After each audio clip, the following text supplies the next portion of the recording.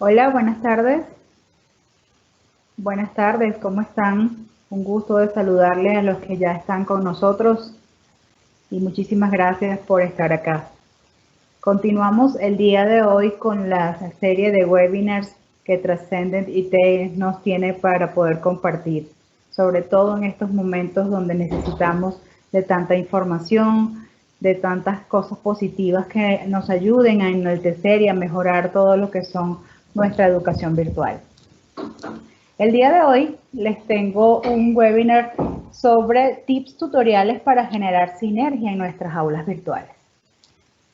Este es el cuarto webinar, está a cargo de mi persona, me presento con ustedes. Soy la doctora Nelcar Camacho, soy experta en e-learning, tengo más de 18 años de experiencia en el ámbito tecnoeducativo o tecnopedagógico, soy miembro honorario de la Fundación para la Actualización Tecnológica de Latinoamérica, fui directora desde el año 2011 al año 2013, actualmente sigo siendo miembro de la Asociación Mundial de Tutores Virtuales, tengo un doctorado en gerencia, un Master Degree en e-learning, una maestría en educación técnica y he estado vinculada a diversas universidades, tanto dentro como fuera de este país. Actualmente estoy dirigiendo la unidad de gestión tecnológica de la Universidad de Especialidades Turísticas acá en Quito, Ecuador. Bien, el día de hoy vamos a hablar sobre los siguientes contenidos. Tenemos lo que es la sinergia, cuál es la didáctica en la educación virtual, qué cosas nos pueden llevar al éxito en la educación virtual. Vamos a hablar un poco de la planificación de la instrucción. Vamos a hablar de que la necesidad de la conectividad permanente que debemos tener nosotros en educación virtual. Vamos a hablar de algo bien importante como lo que es un poco de la humanización de las tecnologías. En tanto necesitamos mejorar nuestra calidez humana a través de la virtualidad. Lo que es la comunicación, la importancia de la comunicación e interacción en la virtualidad, la gamificación, el monitoreo y la capacitación permanente. Bien. Primero comencemos conversando de qué es la sinergia. La sinergia significa que el todo es más que la suma de sus partes.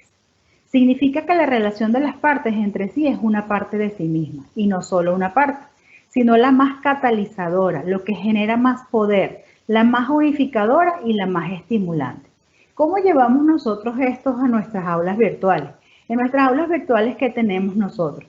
Tenemos recursos, tenemos actividades, tenemos evaluaciones y cada uno representa una parte, pero que esta parte por sí sola no funciona, por sí sola no nos da la efectividad que nosotros queremos en nuestras aulas virtuales. Y por si fuera poco, este simplemente sería el medio tecnológico en el cual nosotros nos estamos pudiendo comunicar y apreciar en la gestión del conocimiento a través de lo que es la generación de la educación virtual. Pero necesita también de esto que exista un estudiante y que exista un tutor virtual que esté empoderándose de todos los procesos tecnológicos a través de los contenidos, sílabos, planificaciones o control de capacitaciones que nosotros tengamos. Esto se aplica tanto desde el punto de vista de la educación de colegio, de la educación de la escuela, de la educación de la universidad o también de la educación con respecto a la capacitación. Entonces, literalmente sinergia significa la unión de las energías, esas energías que nosotros ponemos en sí. En la presencialidad también nosotros podemos decir que tenemos sinergia, pero en este momento nosotros necesitamos potenciar, optimizar todo lo que son los procesos tecnológicos para que la educación virtual tenga el éxito que necesitamos. Un estudio de la Universidad Americana de Nova Florida concluyó que no basta con dejar contenidos online al alcance de los alumnos, sino que se necesita una estructura, fechas límites y, por supuesto, la interacción entre los docentes y los alumnos para que la formación sea un éxito. Hasta la actualidad, he conversado con muchos docentes y muchos estudiantes donde el uso de una plataforma virtual o de un aula virtual era un elemento opcional. Y ese elemento opcional solamente lo utilizábamos los docentes como para colocar la información que tuvimos en la clase presencial, de repente para hacer seguimiento en alguna actividad que se haya hecho en la presencialidad y colocarla virtualmente, o solamente para que el estudiante suba deberes. Pero, ojo, amigos, eso no es educación virtual. Eso simplemente es un repositorio de información, no hay gestión del conocimiento en esos procesos. Entonces, vamos a hablar un poquito de lo que es la didáctica en la educación virtual. Como todos saben, la didáctica, ¿qué es? El arte de enseñar. Todos aprendimos de manera presencial, entonces llevarlo, a pesar de que no seamos docentes solamente de profesión, sino solamente docentes de vocación, sabemos que nosotros estamos repitiendo exactamente la manera como nosotros aprendimos. De repente uno que otro ha tenido una capacitación adicional o se ha preocupado por intentar buscar las mejoras necesarias para que puedan nuestros estudiantes aprender de una mejor manera. Pero ¿qué pasa con esto? Que nosotros ahora de la noche a la mañana nos tocó ser a muchos docentes o tutores virtuales. ¿Cuál es la diferencia de un profesor a un tutor virtual? ¿Se lo han preguntado? ¿Por qué cambiamos como que esa investidura de profesores a tutores? Pues sí, las cambiamos porque el profesor simplemente es aquel que transmite una información, que da clases, dicen otros por allí, que transmite un conocimiento. Pero en este caso, el tutor se convierte más en un orientador, teniendo entre las funciones una función social, una función inclusive psicopedagógica, porque de alguna manera, a pesar de que no seamos psicólogos, necesitamos atender a esas diversidades de aprendizaje, a esos estilos de aprendizaje, a tomar en cuenta cuáles son las necesidades de formación y de qué manera aprenden mejor nuestros estudiantes cuando hacemos una evaluación diagnóstica y necesitamos nosotros saber cuáles son sus estilos de aprendizaje. Entonces la didáctica es ese arte, es justamente nosotros repensar y pensar de qué manera es que nuestros estudiantes van a poder utilizar todo lo que son nuestras herramientas virtuales para gestionar el conocimiento. Hace algunos años hablábamos de las TIC y ustedes dirán, no, Nelker, hace unos años no. Todavía estamos hablando de las TIC. Sí, es cierto, todavía hablamos de las tecnologías de la información y la comunicación, pero lo que no sabían ustedes es que las TIC han quedado un poco desfasadas a las que son las necesidades actuales de la educación. Porque luego de las TIC se conversaba sobre las TAC, tecnologías del aprendizaje y el conocimiento, ¿sí? Pero ahora hablamos de lo que es las tecnologías de la gestión de la información en la sociedad del conocimiento. Nos hemos convertido en una sociedad del conocimiento en tanto se han visto las necesidades de formación diferentes, de que ya nuestros alumnos no aprenden como aprendíamos nosotros, ni siquiera de la misma manera. Entonces, si nosotros queremos realmente ser profesores y tutores virtuales que podamos gestionar el conocimiento y que tenemos que mejorar entonces la sinergia dentro de nuestras aulas virtuales. Bien, entonces con respecto a eso vamos a hablar de 3 puntos fundamentales. Primero, las estrategias individuales. Cuando nosotros hablamos de que el profesor se convierte en tutor, hablamos también de que el estudiante se convierte en un participante activo, en lugar de ser simplemente un estudiante pasivo esperando solamente ser un contenedor o un receptor de información. Entonces, ¿qué le corresponde hacer el docente dentro de esta didáctica? Primero, tratar de generar autonomía, que el estudiante realmente se convierta en ese participante activo, en ese participante que necesita justamente tener la autonomía necesaria para que él sepa que él es partícipe de su aprendizaje. Y como es partícipe de su aprendizaje, pues él no solamente debe quedarse con la información que el profesor les da, sino que de alguna manera también tiene que él buscar información. Por otro lado, están los ritmos de aprendizaje. Si bien es cierto, lo vamos a conversar de repente un poco más adelante, existe una libertad, o no tanto se llamaría libertad, sino una flexibilidad en los que son los tiempos. En la presencialidad hablamos de lo que son los tiempos rígidos. Tenemos un horario, de 7 a 2 de la tarde tenemos clase, y primero tenemos química, luego matemática, luego física, y luego en la tarde nosotros vemos cómo resolver, o viceversa, ¿ya? En cambio acá no existe un horario que usted le entrega al estudiante. Sé que muchas instituciones lo están o lo estamos haciendo mal, en el sentido en que queremos traducir la educación presencial face to face a la presencial sincrónica, y entonces tratamos de que el ritmo de aprendizaje del estudiante sea el mismo cuando estábamos en la presencialidad. Pero la educación virtual no se trata de eso, se trata de tener un ritmo de aprendizaje muchísimo más flexible, muchísimo más creativo, muchísimo más autónomo, donde sí, perfecto, tiene fechas límites para entregar sus deberes, tenemos fechas límites para nosotros poder cumplir de repente con el sílabo o con el programa de la capacitación, pero también dar un poco la libertad de que, esta autonomía puedan ellos tener presente cuáles son las actividades que van a desarrollar, en qué momento las van a desarrollar. Sobre todo tomando en cuenta que la realidad que nosotros vivimos ahora es que muchas personas en casa tienen una computadora y hay mamá y papá haciendo teletrabajo y de repente hay 2 niños en este momento tomando clases virtuales.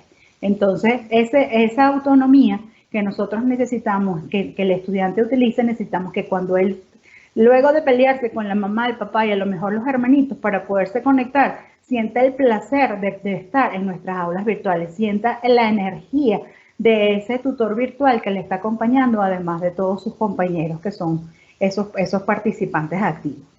Por otro lado está algo bien interesante que es la enseñanza en grupo, y ahí hablamos de justamente no es la manera como que el profesor trate a los estudiantes de manera individual. Sabemos que, como les decía anteriormente, tienen diversidad de formas de aprender, pero también está el juego de roles, donde exista una autoevaluación para poder ser crítico y poder tener autonomía en el aprendizaje, pero también que yo pueda también darle la oportunidad al estudiante que también pueda tener su rol protagonista dentro del proceso de enseñanza y aprendizaje virtual. Por otro lado están los que son las estrategias colaborativas, que también van asociadas a lo que es la enseñanza en grupo.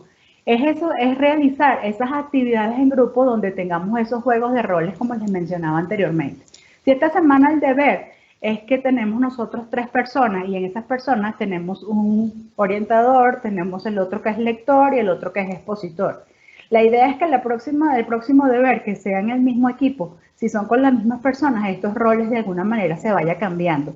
Y entonces las personas tengan la necesidad de poder activarse también su rol de líder, su rol de protagonista dentro del grupo. Estas estrategias, por supuesto, generan el interés de participación y cooperación. Esta sinergia que se debe generar a través de estas estrategias colaborativas debe merecer la atención de que nosotros podamos hacer seguimiento en realidad de que esa cooperación sea activa. Ahora bien, ¿cómo es que nosotros vamos a hacer para lograr el éxito en educación virtual? ¿Será que tenemos que volver al magisterio? ¿Será que tenemos que volver a repensar cómo es que son nuestras clases virtuales? Tenemos que repensar cuál es la importancia de la educación virtual. Es simplemente traducir, no sé si han visto alguna vez el video de metodología versus tecnología, donde la maestra repetía lo mismo pero utilizando un proyector y utilizando una computadora. No es así. La metodología es lo más importante y la tecnología simplemente sigue siendo el medio, pero un medio muy importante que nosotros tenemos que sacar el mayor de los provechos. Entonces vamos a empezar por un elemento bien fundamental. La planificación es clave en cualquier parte de nuestra vida. Desde el día que nosotros nos levantamos, ya nosotros tenemos planificado nuestro día, pues la instrucción tiene que ser muchísimo más planificada. Y entonces ayer me preguntaban también en un webinar, Snacker, pero ¿cómo hacemos nosotros si ya planificamos todo el semestre o todo el quimestre de manera presencial y nos tenemos que volver a planificar? Sí, la respuesta es sí. ¿Por qué tenemos que volver a planificar? Porque ya la instrucción no puede ser la misma. Si yo pensaba en que iba a dar una clase magistral, luego de la clase magistral le iba a entregar una hojita a cada estudiante para que hicieran simplemente un resumen de lo que aprendieron, esa no es la manera que yo voy a poder hacer sinergia en nuestras aulas virtuales. No puedo improvisar, yo tengo que verificar cuál es la instrucción. Bueno, entonces si yo tengo que proveer al estudiante dentro de nuestras aulas virtuales recursos, entonces tengo que primero revisar el recurso. No voy a colocar el primer video que consigo en YouTube o voy a grabar yo un video, tengo que pensarlo si necesito realmente utilizar una herramienta de la web 2.0, que ya existen videos y presentaciones multimedia que perfectamente pueden estar adaptadas al contenido, o si no existen, entonces hacer de repente nosotros nuestros propios recursos. ¿Para qué colocar un PDF de 60 hojas que nuestros estudiantes no van a leer? Es preferible nosotros tener condensada la información para que ellos realmente se sientan activos, darle ese insumo para que ellos se despierten el interés sobre la información que nosotros vamos a proveer y que la información que nosotros proveemos, pero que ellos deben gestionar. Porque si nosotros proveemos una información, ellos van a seguir siendo receptores y no participantes activos. ¿Qué necesitamos hacer? No improvisar. Empezar por la planificación. ¿Cuál es la instrucción? ¿Cuál es el objetivo? ¿Qué queremos lograr? ¿Cuál es la competencia que necesitamos que nuestros estudiantes tengan luego de esta unidad o luego de este tema? Repensarlo. Luego ver de qué manera yo voy a poder hacer actividades grupales o actividades individuales para que realmente se gestione el aprendizaje luego de que el estudiante haya podido revisar los recursos, haya leído, haya visto el video, haya visto la presentación, de repente hayamos tenido una clase sincrónica para aclarar dudas y luego de eso viene la evaluación. Pero la evaluación nunca debe ser vista desde el punto de vista castigadora o punitiva. Siempre la evaluación debe ser vista solamente como para nosotros tener un feedback de que realmente nuestros estudiantes están aprendiendo, que sean críticos en lo que están aprendiendo y no que sea simplemente visto como que es el castigo, ¿sí? Entonces, la planificación tiene que ser clave, fundamental en cómo nosotros vamos a generar la instrucción. Por otro lado, la planificación también es importante para que nosotros veamos qué tipo de recursos y actividades vamos a utilizar. Si nosotros cansamos, como les decía inicialmente al estudiante, simplemente de un PDF, una tarea, un PDF, una tarea, un PDF, una tarea, en el segundo tema ya los estudiantes están aburridos. Y si el estudiante está aburrido, quiere decir que no hay sinergia en nuestra aula virtual. Otro elemento importante es que no puedo dejar de conectarme. La conectividad es sumamente necesaria. Si yo estoy en educación virtual, no puede pasar un día sin que yo entre a mi aula virtual. Se generan preguntas que yo debo contestar y debo enseñar y decirle a nuestros estudiantes que es allí donde debe producirse la interacción, que el profesor sí está pendiente, que debe haber siempre un refuerzo positivo, o que debe haber una contestación a alguna pregunta, o aunque sea a un chiste que hayan colocado dentro de nuestra cafetería virtual o el foro social o con el nombre que ustedes le tengan, que él sepa de que va a estar atendido, de que hay una persona detrás de esta computadora que de alguna manera también está pendiente de ello. Entonces, todos los días nosotros debemos dedicarle tiempo para conectar con nuestras aulas virtuales. Algo bien importante, lo que es la humanización de las tecnologías. Que sepan que eres una persona y no una máquina. No hagamos respuestas iguales para todos los estudiantes. Los estudiantes se conversan entre ellos. Entonces, si yo hago una tarea, les voy a colocar, hola, y dejo el espacio, Juanito, tu tarea estuvo muy bien, felicitaciones. Pero resulta que a María también solamente le cambio Juanito, le digo, hola María, felicitaciones. Estoy haciendo una respuesta robotizada. Tómense el tiempo para que el estudiante se dé cuenta de la presencia que tiene usted como tutor virtual detrás de esta ventanita. La mayoría de los estudiantes que fracasan o que se retiran de la educación virtual es justamente por la soledad que pueden sentir, donde no existe interacción ni comunicación con nadie, estamos aislados del mundo. Sobre todo ahora, estamos nosotros en una era donde la gente se vuelve depresiva. Entonces, ese momento que el estudiante tenga la conectividad y que pueda tener acceso a su computador y que pueda estar en su aula virtual a través de su teléfono celular, de su tablet o de la computadora, que sea un momento de realmente de distracción, que sea un momento de relax, que tenga el interés por saber qué me escribió el profe. Y todos los días que sienta un refuerzo positivo, que sienta que existe una persona y que no es un robot que está detrás de un computador tratando de que pueda aprender algún contenido. Hay que enseñar no solamente contenidos, amigos, también hay que enseñar para la vida. Y en este momento es sumamente importante cuando estamos alejados, cuando hay tanta soledad, cuando hay tantos problemas. Necesitamos nosotros también apoyar desde nuestras aulas virtuales a todos estos elementos tan importantes. Por otro lado están lo que son las buenas prácticas de comunicación en la virtualidad. Nosotros de repente, como les decía, no hemos aprendido estas prácticas de comunicación porque nuestra comunicación simplemente es la que utilizamos en la clase presencial, que es la verbal, la no verbal y la escrita, y se acabó. Pero en la educación virtual es increíble la cantidad de formas que tenemos para comunicarnos.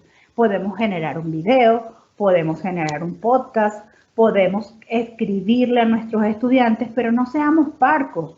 Tomémonos el tiempo para que ese estudiante que nos lea sienta y diga, esa es María la que me está escribiendo, ese es mi profe Juan, esa es mi teacher Carmen, sí, esa es Blanca la que me escribe. Entonces, esas prácticas de comunicación es justamente tener esa interacción, tener esa voluntad. Una de las metodologías, existen muchas metodologías de trabajo en línea, yo respeto la que ustedes quieran utilizar, pero una de las metodologías con las cuales yo aprendí y de la cual yo siempre estaré agradecida es la metodología PASIE. Y en la metodología PASIE tenemos nosotros lo que es la presencia, esa presencia del docente que no puede sentir que estrechándole ese abrazo humano, pero que sienta de que el profesor de alguna manera le abraza en la virtualidad. ¿Ustedes no se han sentido alguna vez que alguien mensaje por WhatsApp y le saca una sonrisa? ¿No se han sentido alguna vez que alguien está triste y nosotros podemos darnos cuenta de la manera como nos describe? Esos emoticón, esos GIF, esos emojis, todas esas formas de comunicación son necesarias en la virtualidad. No es necesario solamente un hola o felicitaciones o la tarea súbala aquí, como he visto en muchos casos. Nosotros debemos siempre tener muchísima comunicación con nuestros estudiantes. Cuando yo les digo, cuando doy esta serie de capacitaciones, les digo, miren, las instrucciones en la educación virtual tienen que pensar ustedes que le están escribiendo a tontos, que saben que nuestros estudiantes no son tontos, obviamente, pero piensen lo que son porque nosotros necesitamos empezar desde el saludo. Hola, estimados estudiantes, ¿cómo están? Espero que hayan leído los recursos. En este momento llegó la hora de poner en práctica todo lo que hemos aprendido y vamos a hacer una infografía. ¿Sabían ustedes lo que es una infografía? Una infografía es la serie de elementos que se pueden conjugar entre elementos visuales y elementos escritos. ¿Dónde puedes hacer una infografía? Lo dejo a tu libertad. Sin embargo, te puedo proponer esta serie de apps o de software donde tú perfectamente lo puedes hacer. Pero explota y explora tu creatividad. Los contenidos son los siguientes. Te voy a evaluar de esta manera. La ponderación de cada una de las actividades es esta y la fecha de entrega es esta. ¿Ya? Otra de las cosas que he visto, sobre todo en la parte comunicacional, que además de que seamos parcos, también tendemos nosotros a adivinar lo que los estudiantes están haciendo. No adivinemos, preguntémosle, dejémosle la oportunidad de que él pueda aprender, de que pueda explorar su creatividad. Hace unos cuantos años, cuando trabajaba para el pedagógico, recuerdo que nos hablaban de que las escuelas matan la creatividad. No sé si ustedes se han dado cuenta de repente con sus hijos o nosotros ya un poco más adultos que todos hacemos la casa igual.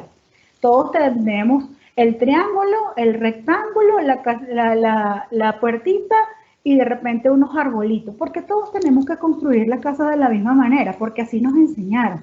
Nuestra educación y la forma como nosotros nos formamos es una educación bastante conductista, pero ya nuestros estudiantes no merecen solamente tener conductismo. Por supuesto, hay ciertas áreas y ciertos contenidos que necesitan de esta parte conductual, pero también de alguna manera nosotros tenemos que pensar en lo que es el constructivismo y sobre todo el constructivismo social, que es lo que nos permite comunicarnos e ir a una teoría más ecléctica como lo que es la teoría del conectivismo, que bueno, ya eso sería otro tema para tratar en otro webinar.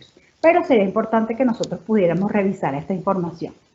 Bien, llegó el momento de una de las metodologías que se utilizan en la actualidad, como el Flip Classroom, como la teoría de lo que es la disrupción en la educación, y una que es muy utilizada es lo que es el proceso de la gamificación. ¿Qué es la gamificación? Es la aplicación de elementos propios de los juegos en contextos no lúdicos. ¿Qué quiere decir esto? Significa que nosotros vamos a jugar con nuestros estudiantes. ¿Qué te pasa, Nelcar? ¿Cómo es que nosotros vamos a hacer que nuestros estudiantes la pasen jugando si ya ellos de por sí quieren estar jugando parches todo el día y tú me vas a decir que cuando ellos se van a conectar al aula virtual yo también les voy a hacer jugar? La respuesta es sí. Porque si yo puedo lograr de que se gestione el aprendizaje, que se gestione el conocimiento a través de los juegos y que a ellos les parezca divertido, entonces la respuesta es sí. ¿Por qué? Porque nosotros estamos con la didáctica, recuérdense, con ese arte de enseñar, donde nosotros nos estamos apropiando de toda la información, que es un gran cúmulo de información que nosotros tenemos ahorita en la red y que qué cosas nos quedan bien.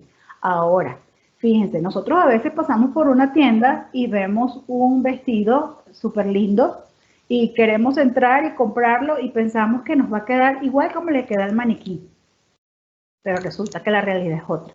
¿Por qué les digo esto?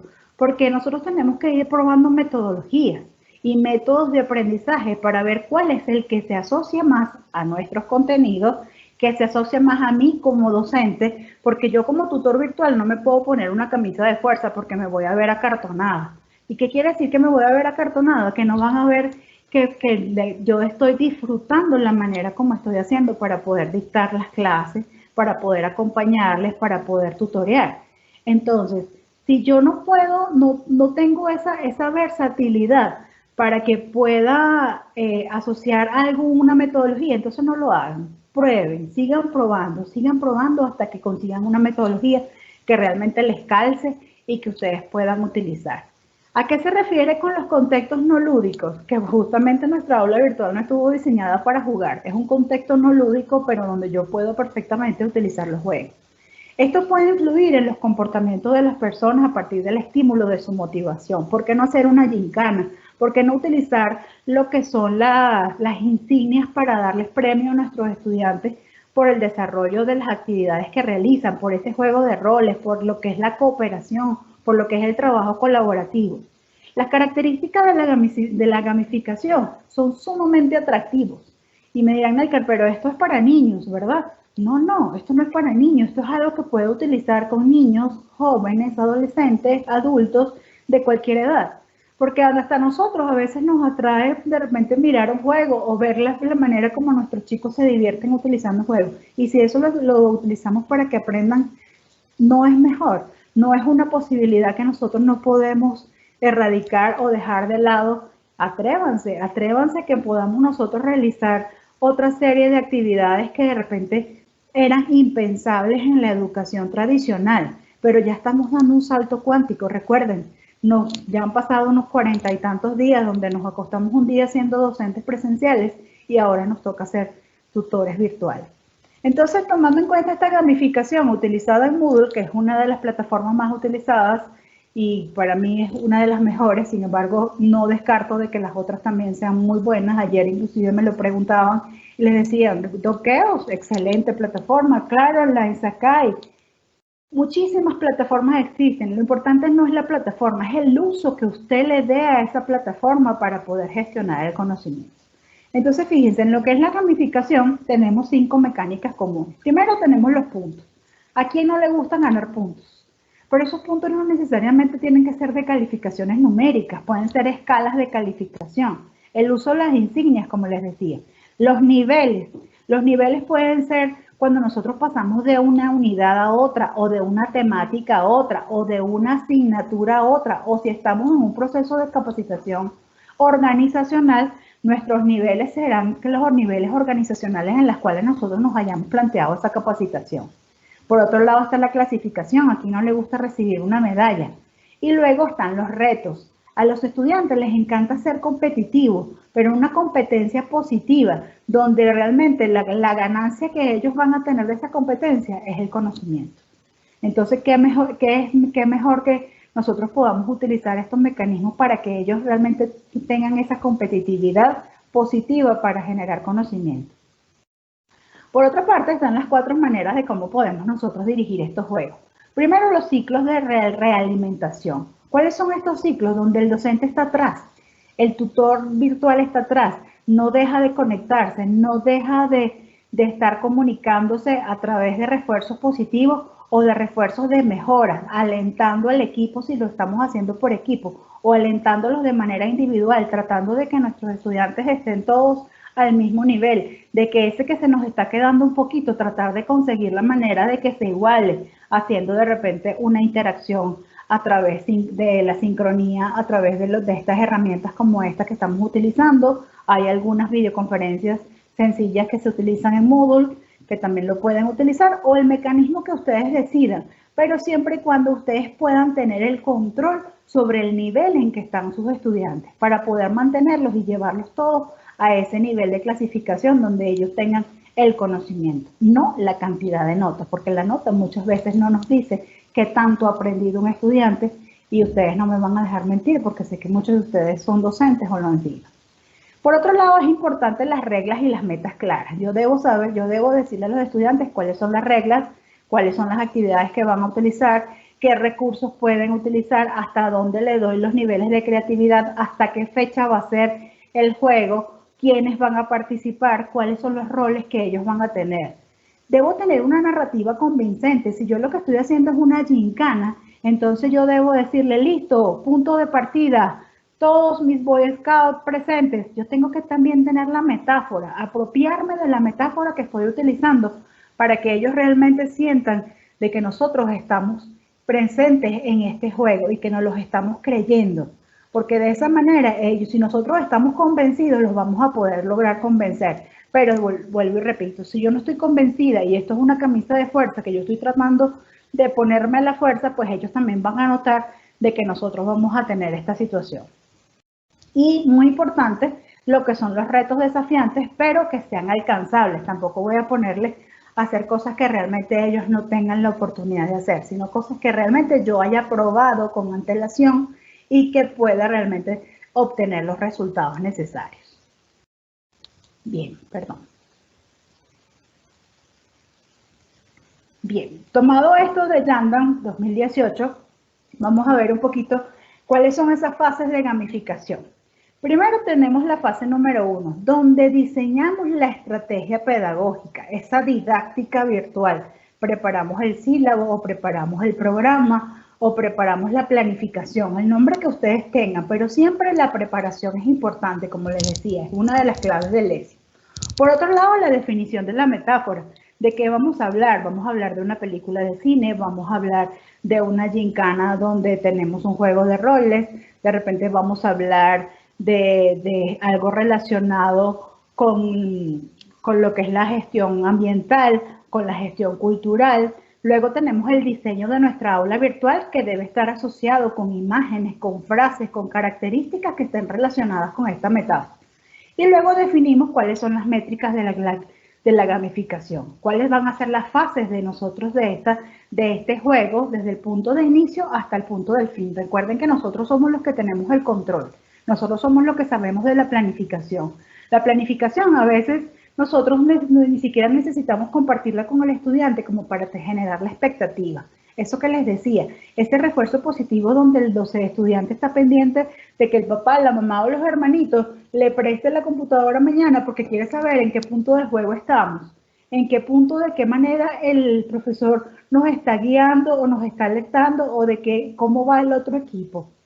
Por otro lado, tenemos la fase número 2, donde tenemos una de las herramientas bien importantes que es el storytelling, es la manera como cuento, la manera como tengo el discurso, cómo hago la historia para que ellos se puedan ver inmersos dentro de todo este proceso.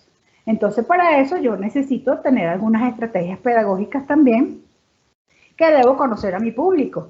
Yo tengo que hacer siempre tener un diagnóstico de cuáles son mis estudiantes, cuáles son sus necesidades, cuáles son sus intereses, cuáles son sus edades, de qué manera aprenden. Es muy importante esta parte porque de esa manera yo, pues eso es como el médico cuando te hace un diagnóstico, yo para poder, antes de darte la medicina, primero tengo que hacerte unos exámenes de laboratorio, tengo que hacerte la auscultación o todo lo que es el examen físico. De igual manera, el docente también tiene que saber a quién se está enfrentando, quiénes son las personas que están del otro lado de la pantalla, que son seres humanos también y que yo tengo que tratarlos como tal.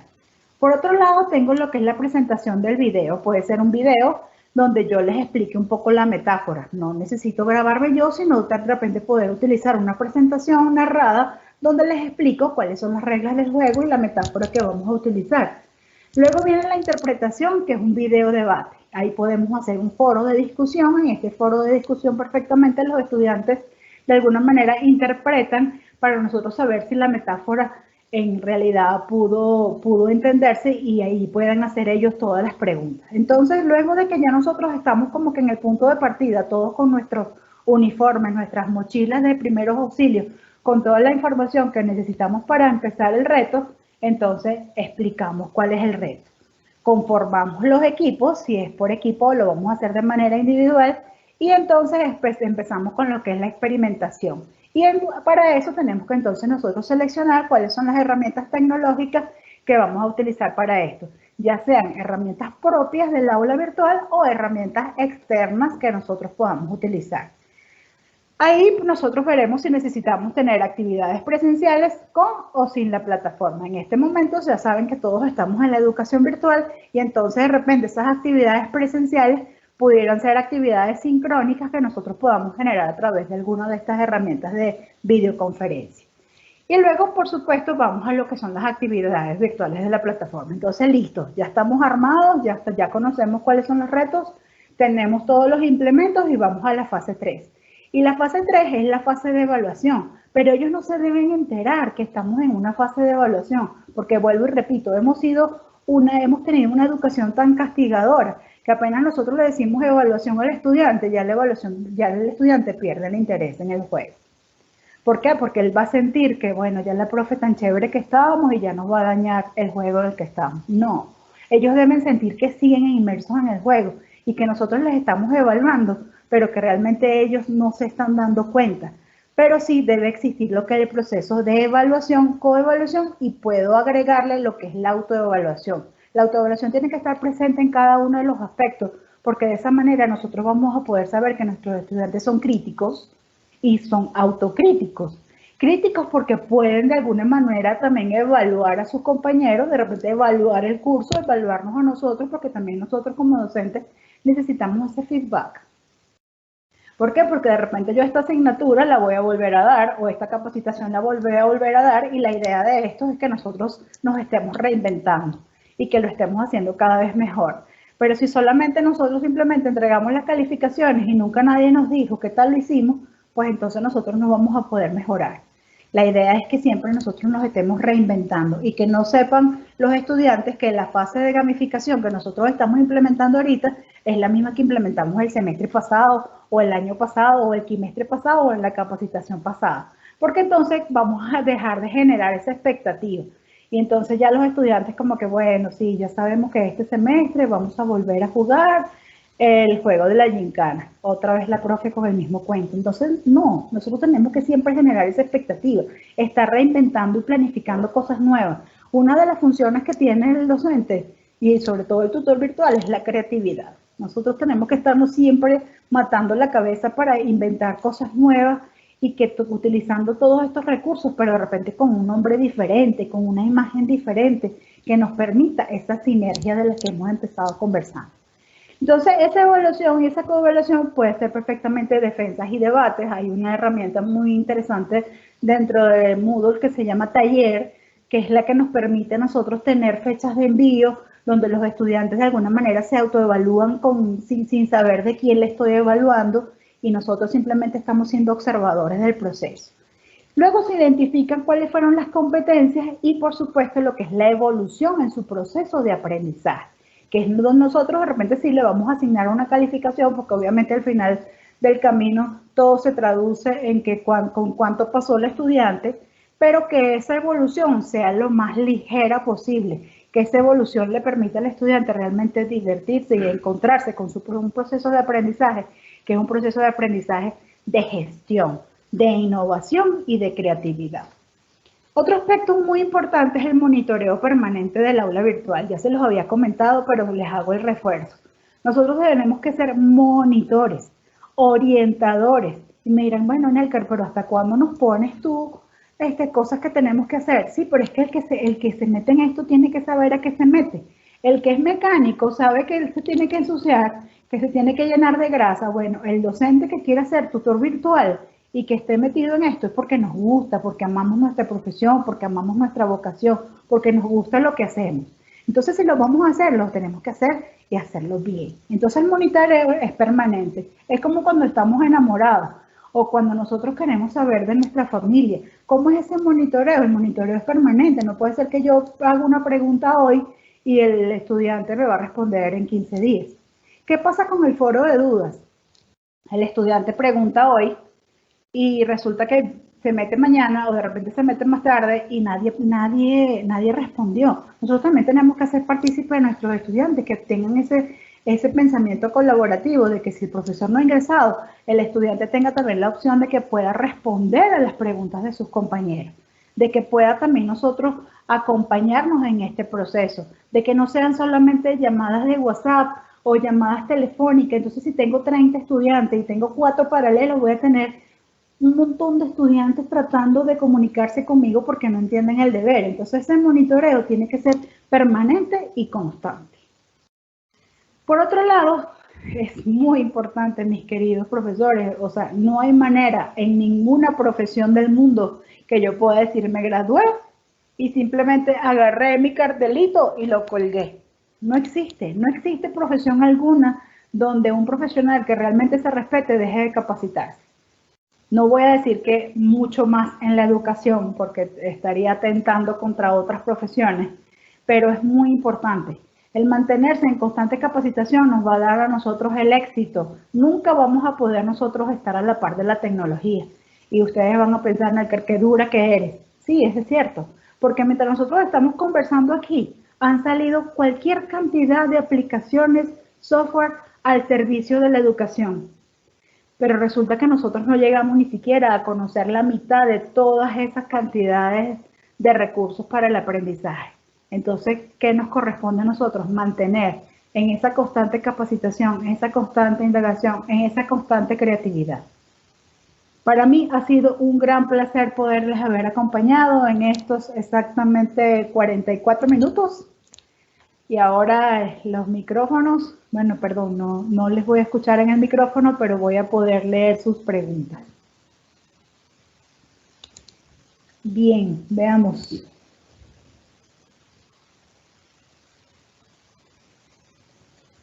Gracias, gracias por sus felicitaciones, muchísimas gracias. Bien, espero entonces por sus preguntas para poder apoyarles, contestarles. ¿Cómo puedo enseñar a niños con NEE en aulas virtuales para que el aprendizaje sea significativo? Bien, perdón, no conozco las siglas, pero me imagino que es un estudiante con algún tipo de patología. Si me pudieran de repente un poquito ampliar para dar una respuesta más acertada a la pregunta que están haciendo. Luego dice, ¿se debe volver a planificar los trabajos de módulos o reforzar mediante el aula virtual? Por supuesto. La planificación y replanificación es constante. De hecho, la planificación dentro de sus funciones es que sea flexible. No quiere decir por esto de que yo voy a improvisar, sino que de acuerdo a cómo vaya avanzando el grupo, yo voy a poder de alguna manera ir reforzando e ir reformulando la planificación. ¿Cómo hacer una metáfora y cómo aplicarla? Bien, la metáfora preferiblemente, perdón, debe ir asociada un poco con los intereses de nuestros estudiantes. Como les dije, de alguna manera nosotros tenemos que hacer ese diagnóstico. Si a mí mis estudiantes les interesan, supongan que alguna de las películas de Marvel, ¿ya? Y entonces yo voy a colocar el reto de Thor, ¿cierto? Entonces, por supuesto, yo tengo que haberme visto la película de Thor para saber cuál es el reto que él tiene. Y entonces nosotros hacer cada hito y que cada hito de cada proceso que lleva Thor para poder conseguir el éxito que al final tiene en su película, yo tengo que haberme primero replanteado cómo voy a poder yo utilizar cada una de las actividades de aprendizaje referidas a ese hito. Y de esa manera las planifico. A ver, otra pregunta. ¿Cómo trabajar con estudiantes con capacidades especiales desde la virtualidad? Bien, primero tenemos, gracias por aclararme la pregunta. Dependiendo de las capacidades especiales, por ejemplo, en la universidad tenemos nosotros estudiantes con capacidades especiales con respecto a disminución de la vista, o sea, estudiantes que de repente son ciegos en un gran porcentaje o totalmente. Ahí también nosotros tenemos que utilizar muchos elementos de manera auditiva, ¿sí? Saber de que no solamente vamos a colocar imágenes, sino que también tenemos que colocar audios.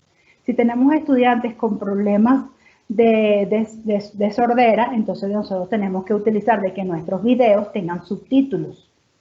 Por eso la necesidad de que nosotros primero tengamos de alguna manera ese diagnóstico inicial para saber cómo es que nosotros vamos a poder ir abordando cada una de las necesidades o estilos de aprendizaje que tengan nuestros estudiantes. A ver, sigo leyendo por acá. ¿Cómo puedo influir de manera significativa y reguladora la inteligencia artificial con las plataformas educativas para fortalecer la enseñanza y la evolución en los estudiantes? Bien, es una interesante pregunta. Fíjense, estamos en la era de la sociedad del conocimiento, pero también estamos en la era de lo que es la inteligencia artificial, lo que es la realidad aumentada, lo que son los códigos QR. Son otras herramientas que no es que están dispersas a lo que es la educación virtual o a las plataformas virtuales. Existen gran cantidad de herramientas que yo puedo utilizar asociadas a las aulas virtuales donde pueda hacer inteligencia artificial.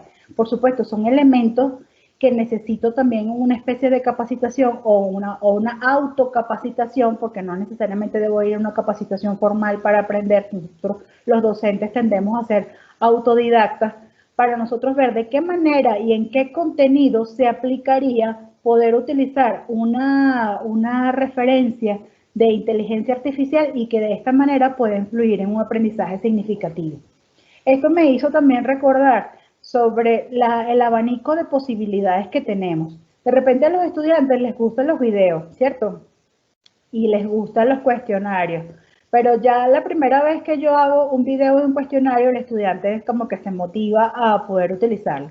Pero resulta que va al segundo tema y vuelve a conseguir otro video y otro cuestionario. Es como cuando nosotros estamos en una casa y todas las paredes son blancas y los muebles son color café.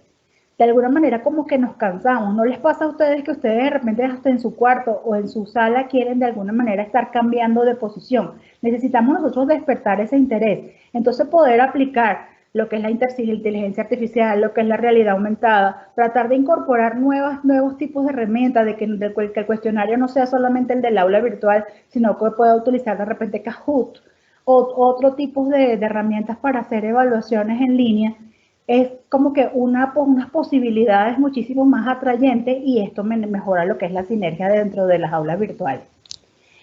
A ver, otra pregunta. Dice, si en un lugar hablando de la zona rural, donde la tecnología no llega más que solo WhatsApp, ¿haría usted para ayudar a los estudiantes? Sí, por supuesto.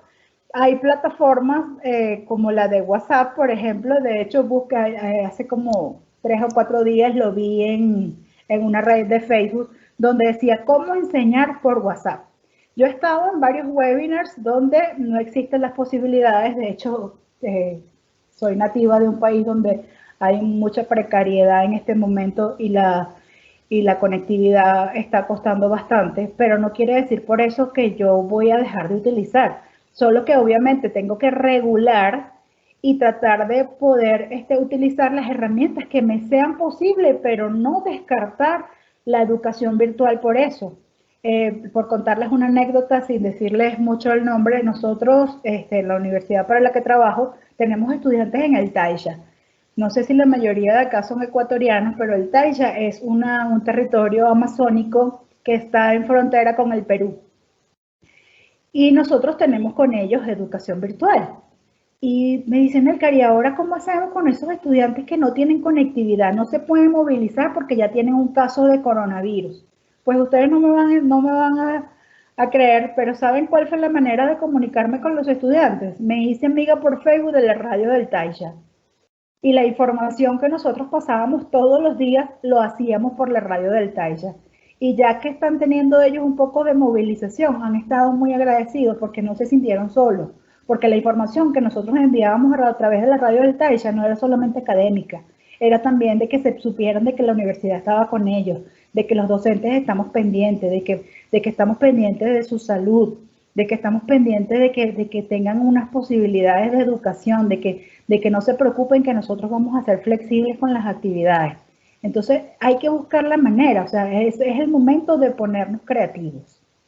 Bien, veamos, desde Bolivia, un gran saludo. Para los detractores o incrédulos de la educación virtual, ¿cómo podemos demostrar la calidad de estos escenarios de aprendizaje con ejemplos? Así como el que yo les acabo de colocar y como muchísimos otros, hasta que la gente se convenza. Pero vuelvo y les repito, para que nosotros poder convencer a alguien, tenemos nosotros primero que estar convencidos de que esto funciona, de que es exitoso, de que es una manera emocionante y atractiva de aprender. Entonces, si yo estoy convencido, yo voy a poder convencer al otro. Si no estoy convencido, no lo voy a poder hacer. Hay muchísimos casos de éxito. ¿Cuál es el tiempo ideal según la edad de los estudiantes? No sé, Gabriela, si te refieres al tiempo de que deben conectarse o del tiempo que deben usar la plataforma o del tiempo que nosotros debemos emplear. Voy a tratar de hacerlo de forma general. El tiempo ideal para la edad de los estudiantes tiene que ser de acuerdo a los niveles de aprendizaje que ellos tengan. Por ejemplo, hay niños que están ahorita en preescolar que las mamás, las docentes les están enviando a las mamás a través de WhatsApp las actividades que deben hacer los niños y los refuerzos se los están mandando a través de videos. No me lo contaron. Tengo una nietecita y así ha sido. Y también puede ser a través de las aulas virtuales, como en a través de los papás. Los papás son factores fundamentales en esto, por eso es que hemos visto tantos memes donde los papás son un poco los estresados. Pero por favor, que esto no sea punitivo, que esto no sea simplemente como forma de evaluación, porque también he visto papás contentos que dicen que he estado reaprendiendo cosas que había olvidado. Que realmente sea también un momento de compartir con sus hijos y que ese momento también sea de dicha y de felicidad, no que sea un tormento como un meme que veía ayer que decían, por favor, ya córtenle el internet a los docentes. No, por favor, no hagamos eso, ¿no? Porque esto es lo que el éxito que nosotros podamos tener en educación virtual no es el éxito de hoy, es el éxito de siempre, porque la educación virtual no vino solamente por esta pandemia. La educación virtual vino desde hace tiempo y viene para quedarse. Esta es la educación del futuro, definitivamente. ¿Cuál es leí para un docente por dónde debe arrancar que recién quiere pasar a tutor virtual? Tengo que capacitarme. Tengo que saber quiénes son mis estudiantes, cuáles son los mecanismos tecnológicos que me provee la institución educativa o cuáles son los mecanismos que yo me voy a proveer, porque no puedo esperar que todo me lo den servido, no puedo esperar que de alguna manera la institución educativa sea la que me provea también los servicios. Hay muchísimos servicios de manera gratuita que yo perfectamente puedo utilizar. A ver, Diego, para un docente, ¿por dónde? Ya esa fue respondida. ¿Usted cree que la planificación virtual debe ser diaria? No. Yo puedo hacerme una planificación, como les decía, de una unidad, puedo hacer la planificación de un tema, puedo hacer la planificación inclusive del quimestre. Ya todos los docentes, por lo menos acá en el Ecuador, no sé, en otros países, ya les dijeron que el año escolar termina de manera virtual. Entonces, ¿para qué voy a esperar yo para que termine el año escolar o para que vaya a terminar el año escolar para recién empezar a planificar? No, planifiquemos desde ahora. Necesitamos hacer ajustes, se hacen en el instante o se hacen en el transcurso, pero la planificación tiene que ser desde ya. Porfa, ¿podría dar un ejemplo de gamificación con algún contenido determinado? Sí, tengo un ejemplo súper ahorita que lo acabamos de terminar de hacer. Hay una profesora en mi universidad que da patrimonio cultural, creo que 1, 2 o 3 o algo así. Uno de esos patrimonios es sobre el área de turismo.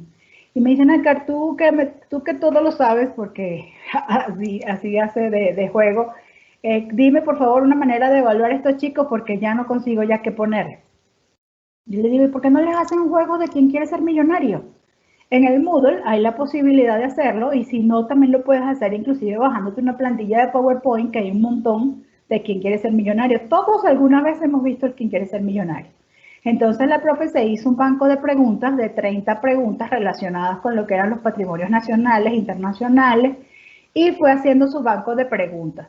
Eran 30 preguntas para que le salieran 15. Entonces ellos iban como de alguna manera ganando puntos. Igualito tenía el llamar a un amigo, que obviamente es un amigo virtual, que es un caso hipotético. Tenían el 50-50 y también entonces tenían de que se iban ganando los premios. Y por supuesto, quien llegaba a la pregunta número 15 tenía 15 sobre 15, que luego iba revertido a 100 sobre 100.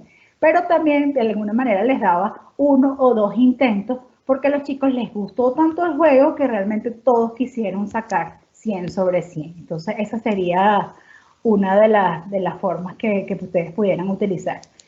A ver, buenas tardes, ¿cómo hacer trabajo en equipo en una clase sincrónica? Perfectamente. En una clase sincrónica yo, por ejemplo, doy una materia bien pesada que a los jóvenes no es que les gusta mucho, doy taller de investigación y en el taller de investigación teníamos que hacer por temas de investigación que eran en parejas, hacer lo que era la operacionalización de las variables, el cuadro de operacionalización de las variables. Bueno, esto es algo que normalmente yo hago un taller en clase donde el estudiante tiene que ir sacando las dimensiones tiene que sacar los indicadores, las variables conceptuales. De esa manera yo lo hago. Entonces ellos están allí, pueden colocar o no su pantalla y yo estoy pendiente de sus actividades. Terminado el tiempo, ellos comparten su pantalla, que lo hayan hecho en Word, en PowerPoint, yo siempre les doy la libertad de donde lo quieran presentar y terminado el tiempo lo realizan. Hacemos el feedback, cada equipo se va de alguna manera realimentando con los demás equipos y luego nosotros hacemos la realimentación final. Luego esto, si tiene algunas mejoras, les pido las mejoras para la casa y si ya está todo bien, subo al aula virtual para colocar la calificación final. A ver, otra pregunta. ¿En qué forma afecta a los jóvenes el que hayan traspasado de las clases face to face a las aulas virtuales? Bueno, realmente ha sido para algunos complicados porque las realidades son diferentes. Tenemos estudiantes que tienen el teléfono, tienen la tablet, tienen una laptop personal, pero también hay los casos donde, como les decía, que no tienen de repente conectividad, que no tienen computador, que tienen que ir a casa del vecino y no tenemos movilidad. Pero sí, he hecho encuestas de satisfacción y la mayoría de las encuestas, lástima que no las tengo acá a la mano, le puedo decir que al inicio fue difícil, como todo. ¿Qué proceso no hemos comenzado nosotros la primera vez y no nos ha sido difícil? Todos los procesos siempre son de esa manera, pero de allí está justamente la longevidad, está lo que es la asertividad, mejor dicho, que tiene que tener ese asesor virtual, ese tutor virtual para que esto sea lo más atractivo posible. Es como cuando usted quiere empezar a manejar. Si usted empieza a manejar con de repente su pareja o un amigo y el amigo le va a gritar la primera vez que usted se va a presentar, entonces ya usted no va a querer tomar otra vez el volante. Entonces siempre tenemos que tener un poco de paciencia. No te sirve el micrófono, no importa, apaga, reinicia, vuelve a empezar. De repente en la primera clase nosotros tratamos de hacer muchas cosas, pero la idea es hacerlo lo más ligero posible, de que nosotros podamos ir poco a poco hasta que el estudiante logre tomarle el tino a todo este proceso. Por supuesto, este proceso no debió haber comenzado ahorita, pero bueno, no vamos a hablar de lo que pudimos haber hecho y no hicimos, sino de las cosas que podemos hacer ahora. Tenemos que hacer atractivo, tenemos que nosotros orientar, incentivar, acompañar este proceso. ¿Cómo puede ser tutor de un grado de párvulos? Bueno, como les decía, justamente utilizando ya sean herramientas virtuales como el WhatsApp o plataformas virtuales a través de las aulas virtuales. ¿Y a quién me toca capacitar primero? ¿A quién me toca ganar primero? ¿A quién me toca hacer que entiendan cuál es el proceso? A los papás. Miren, en YouTube y así como en YouTube, en Vimeo, en tantas plataformas donde ustedes pueden conseguir videos, tienen para que los niños aprendan los colores, para que niños aprendan a jugar, a cantar, a los colores en inglés, los números en inglés, en español. O sea, tienen un cúmulo de actividades que pueden hacer. Justamente hoy quería mandar a imprimir unas cosas en Pinterest, que no es una plataforma educativa, hay cualquier cantidad también de información de cómo puedo hacer seguimiento también para nuestros estudiantes chiquitos de preescolar. A ver. Oh, gracias por sus lindos mensajes de mi país. Les quiero. A ver, por allí, ¿cuál es la manera más eficiente de pedir feedback a los estudiantes para pulir las clases virtuales y cómo esto mejora la sinergia? Bien, muy importante pregunta. Verán, primero el feedback tiene que ser anónimo inicialmente, porque siempre tienen como que el temor nuestros estudiantes de que, uy, si le digo a la profe que no le estoy entendiendo, la profe de una me va a poner cero, ¿cierto? Entonces tenemos nosotros que tratar de utilizar encuestas anónimas de satisfacción de las actividades. Entonces, y también luego darle a ellos la facilidad de que entiendan de que si ellos me dicen que no me están entendiendo, no es que de alguna manera nosotros vamos a sentirnos mal. No, por el contrario, esa autocrítica y esa crítica que nos pueden hacer nuestros estudiantes, también nosotros necesitamos que ellos sientan que estamos agradecidos con eso, porque eso nos va a ayudar a ser mejores personas y mejores profesionales y mejores tutores virtuales. ¿Se podrían entregar certificaciones avaladas por las instituciones una vez que los estudiantes hayan terminado sus periodos escolares? Debería, por supuesto que sí. La idea justamente es eso, de que nosotros sean las instituciones, las IES, instituciones educativas, ya sea desde parvularios, desde lo que son las escuelitas, los colegios y las instituciones educativas. Nosotros deberíamos ser los pioneros en formar y capacitar todos estos tutores virtuales que están ahorita entre el ensayo y el error, tratando de no morir en el intento. Entonces, por supuesto que esto debería tener una certificación y qué bueno que pueda ser avalada. Gracias a la gente del ISM, también les mando un fuerte abrazo.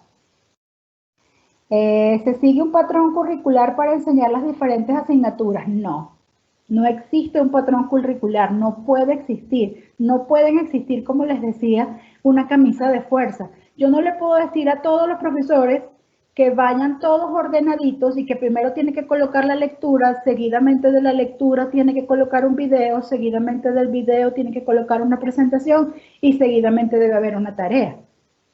Porque vuelvo y repito, o sea, estaríamos acartonando, estaríamos colocando camisas de fuerza y eso lo van a sentir nuestros estudiantes.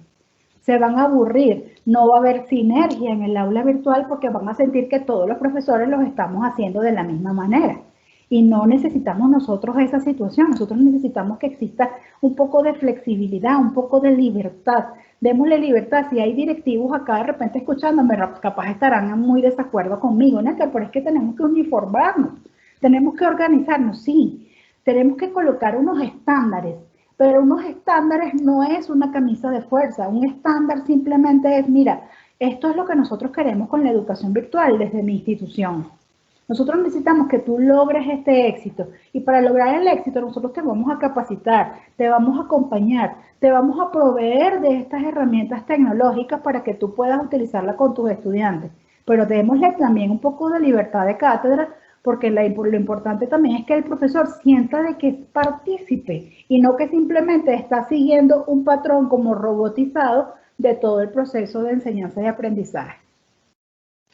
Muy de acuerdo que hay que capacitarse, por supuesto. ¿Cómo se debe generar a que los docentes les guste?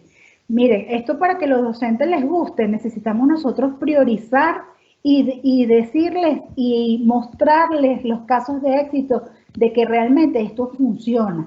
Y que sí, es un poco más trabajo, no les voy a negar, a mí nunca les voy a decir, saben que la educación virtual es más fácil que la presencial, mentira.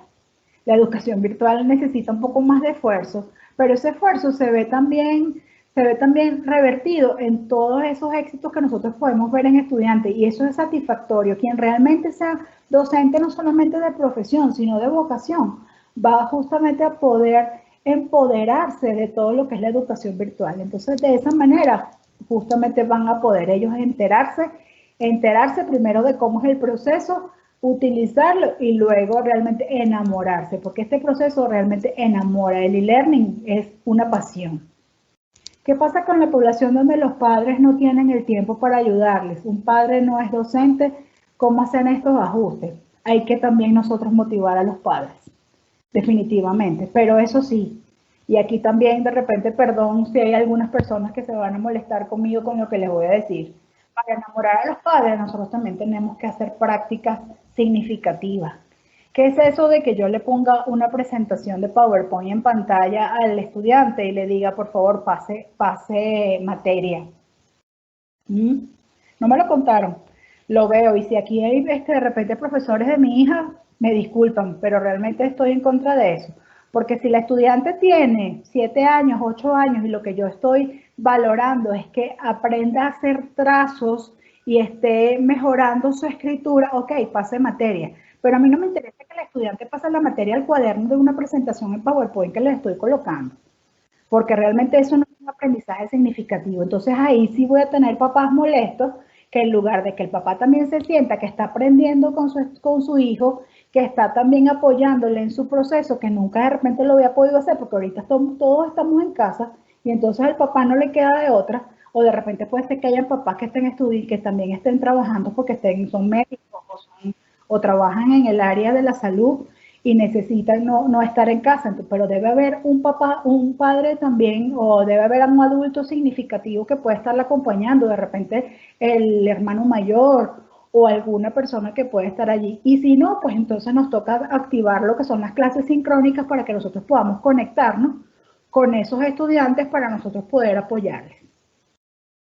¿Qué cantidad de horas se debe dar las clases virtuales? No existe en ninguna parte donde esté escrito cuál es la cantidad de horas virtuales. Yo tengo que, de alguna manera, cuando estoy planificando, así como yo planifico que voy a dar un webinar y que necesito durar 45 minutos, entonces yo más o menos tengo que agarrar y cada diapositiva ver más o menos cuánto voy a tardar en cada diapositiva para poder explicarles y no pasarme mucho en el tiempo.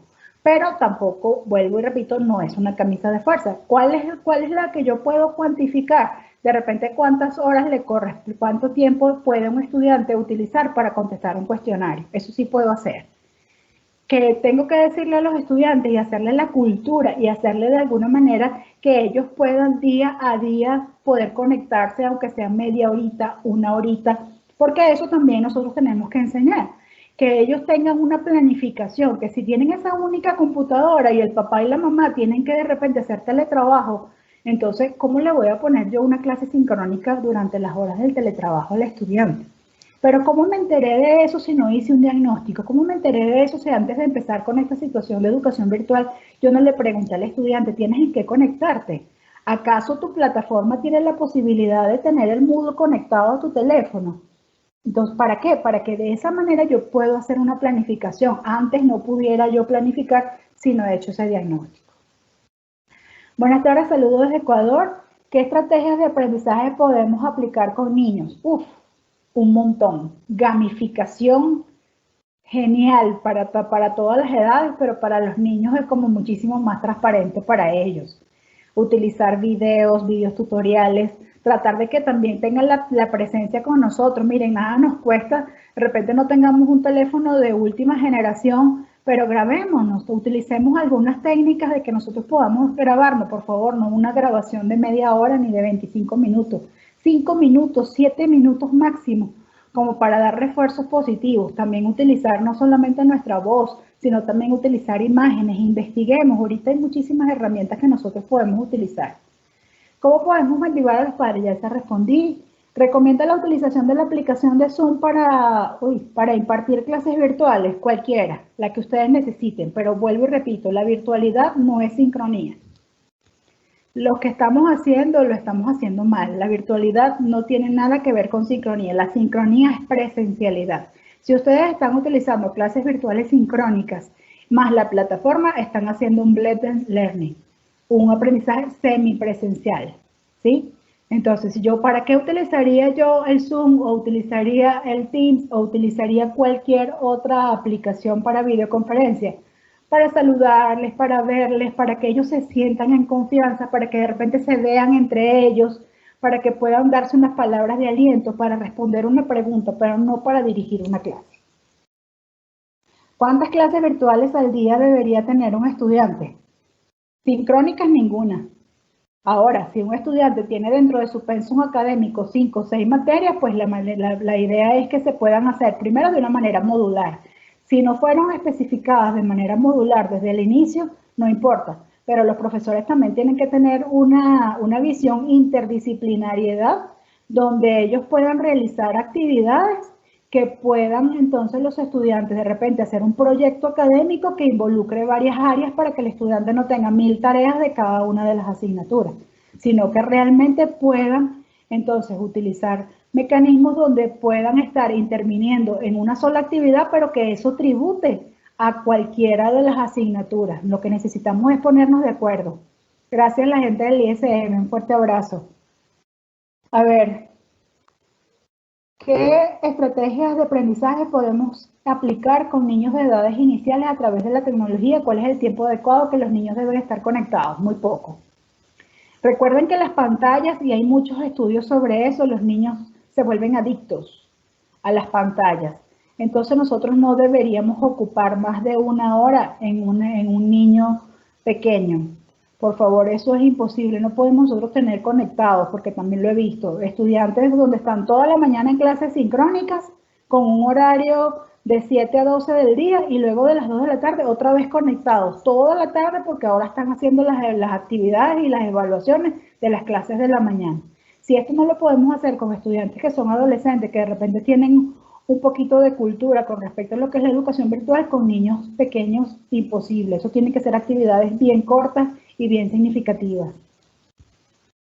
Los contenidos como tal deben ser asincrónicos al 100%, sí. Sí, si no, no hay educación virtual. Si quieres hacer educación virtual, tus contenidos son asincrónicos.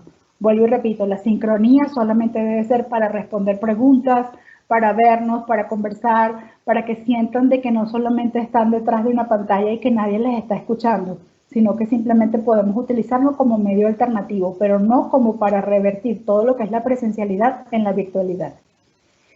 Bien, creo que no hay más preguntas. Muchísimas gracias. Ha sido un placer estar con ustedes. Ojalá no sea la primera vez que nos veamos, sino que podamos tener muchas oportunidades. Gracias a Trascende IT por su invitación y por siempre estar preocupándose por la calidad de toda la educación virtual. Muchísimas gracias. Que tengan una linda noche. Cuídense mucho, quédense en casa y que Dios les bendiga.